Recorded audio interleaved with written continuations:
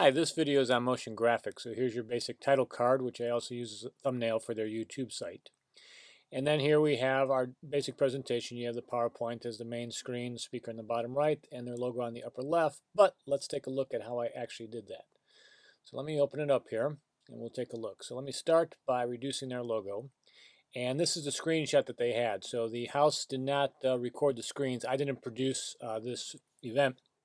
So all they had was this camcorder at this angle. And let me move it over here. And you'll see I started adjusting it here. I know the points already. I do a combination of moving it and then fine-tuning it with the numbers to get it in just the right position. So many of us will know this as keystoning in live events. Here we're calling it Distort. So I'll adjust the upper left and lower right corners. And I know these pixel numbers from having done it before. And then we click up here, and then I'll go to the top left. And here we'll get this. And then we'll click up on the Y.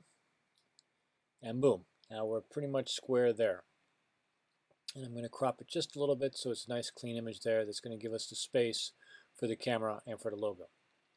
So next up, we'll go to the camera. And we see her here. Let me bring up the exposure. There's the opacity. So it's a full frame camera shot. Again, another camcorder shot that they got from just about the same angle. And once again, through trial and error, I kind of would grab this and then bring it down into the bottom right hand corner. Just for efficiency, I'm going to pop up in the numbers that I already know are there so that we can go straight to the right sizing. And that's the positioning left and right. And then I'm going to bring down the scale here. There we go. And to 20%, and boom. And now she fits in nicely there. A little bit of an overlap on the left-hand side there, so I'm going to crop it in a little bit just so we get a nice black border in between the two. And there we go. All right, so next up, we'll go with the logo. And let's bring the logo. That's full frame logo that they have. So once again, I'm going to size it. When I originally did it, I would just grab the corner, sort of bring it into the size here so we have it precisely the way I have it. I'm going to pop in the numbers. There's our X position, Y position, and I'm going to scale it down to there. Good. And now you see that fits top and bottom. I'm going to bring it, it's a little bit too bright to me to compare to the screen image on the camcorder, so I'm going to bring it down to about 78 around there. And I think now that's got a nice balance as well. So let me adjust this just a little bit. There we go. And that's left to right. It's clean. All right.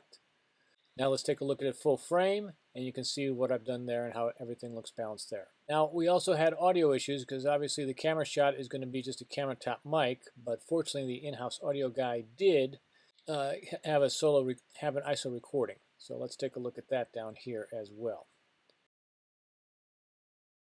All right, so now back onto the audio.